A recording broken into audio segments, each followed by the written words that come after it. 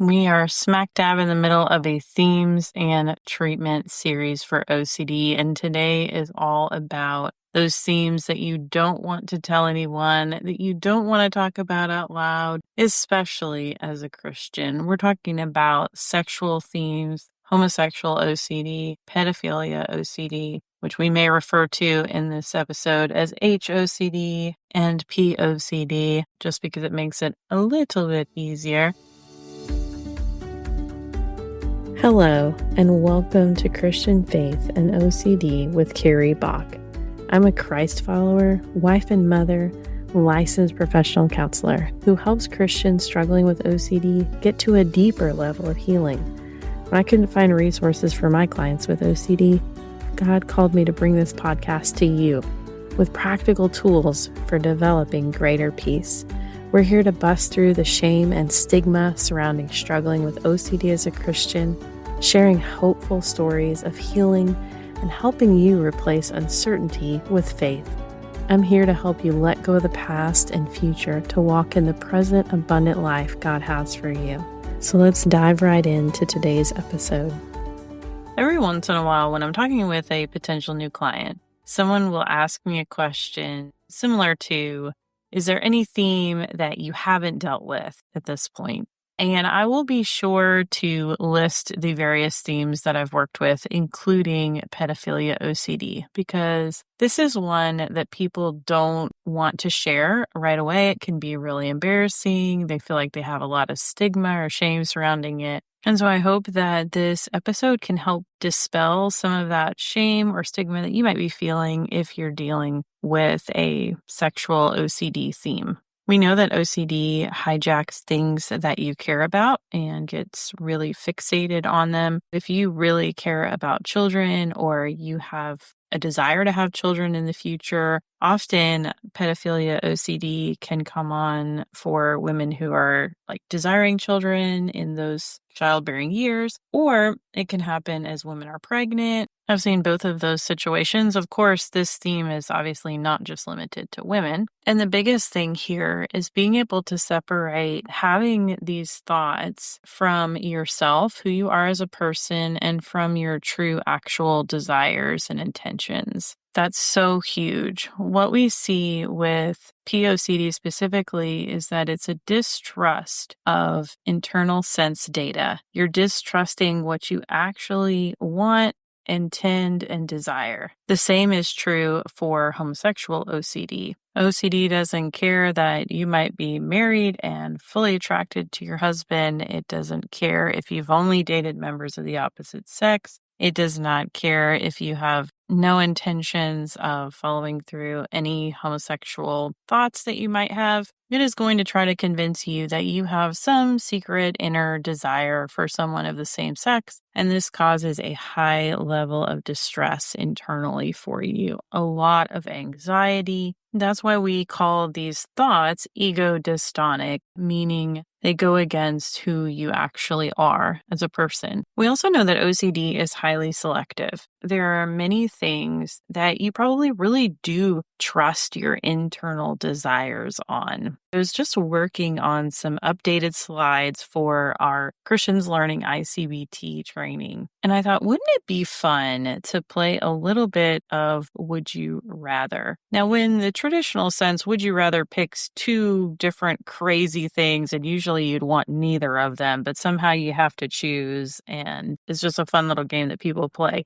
But let's not play the wild and crazy version and just think about, would you rather have, if someone said you won an all expenses paid vacation and you can either go to the beach or the mountains, which one would you choose? And how do you know that? There's something inside of you that has a pull in one direction or another. If I told you, would you rather have a piece of pie or chocolate cake?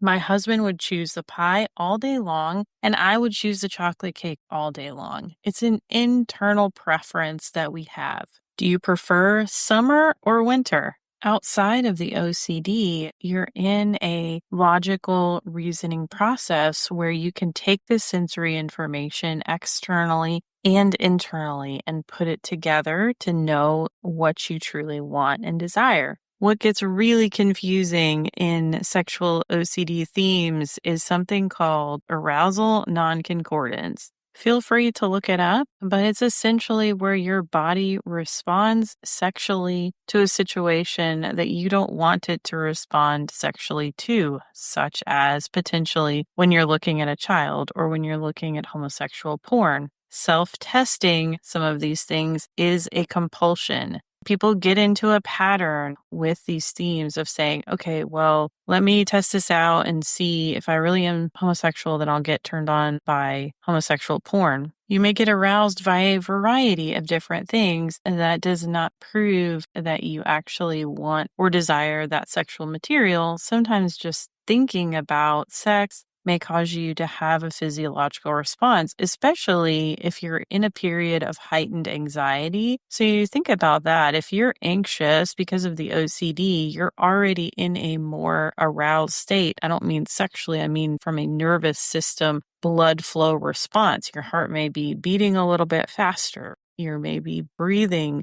a little bit more shallowly. It's complicated because our bodies don't always respond in the way that we want it to. There tends to be a lot of internal self-checking as a compulsion that happens with these types of themes. A lot of rumination, a lot of research, a lot of Google searches. And remember, every time you engage in any of those compulsions, it just feeds back that obsessional loop to say, oh, this is something that we need to act on. This is something we need to do something about. You might have other intrusive sexual images that come into your mind from past experiences with porn. That's something that I've seen many times. And it's not just like I was seeking out pornography. It could have been something that you stumbled upon or were exposed to as a child or adolescent that got all of this internal stuff really triggered or fired up in some way. And there can be immense amount of shame surrounding that. Or if pornography addiction was a part of your past, there can be some shame around that as well. Sometimes people will do certain internal compulsions, like say a certain prayer, try to shake their head a certain way to get rid of the thought, try to think something positive, like a positive neutralization to the thought. Just know that all of those things are compulsions if that's something that you're going through internally. And so we're really trying to not do those things in response to those obsessions. And I know that that can be extremely difficult for you. If clients come to me and they're using language like the bad thoughts, I really encourage them to reframe that. This is OCD, so we need to call it what it is. I know some people feel like because of maybe past sexual history or exposure to pornography or something else in their past, they may feel like somehow they have caused this OCD to happen to them. I don't find that thought to be true or particularly helpful in these situations. What we do want to figure out is what's the reasoning process? What's the story? What are the reasons for the obsessional doubt? What's the fuel? Something has gotten really stuck, and when we can figure out what OCD's reasoning process is surrounding this, we can find cracks and holes in that reasoning process, finding the selectivity of that doubt, doubting the internal sense data, the desires, and then you can feed your brain an alternative story, getting in touch with who you really are as a person and what you really want. I'll just throw this out here that POCD does not disqualify you from being able to be a great mom or a great dad.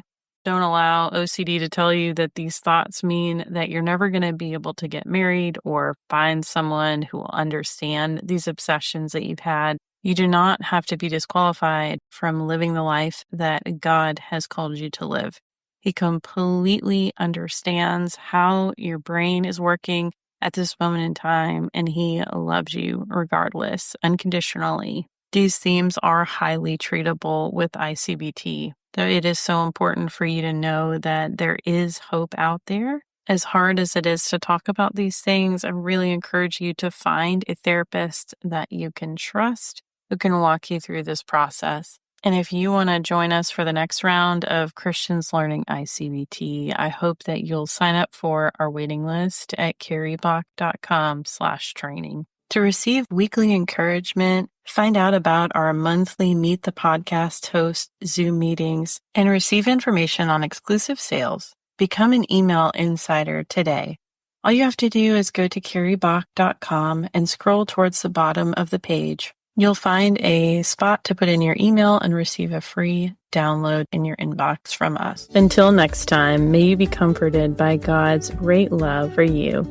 Christian Faith and OCD is a production of By the Well Counseling. This podcast is for informational purposes only and should not be a substitute for seeking mental health treatment in your area.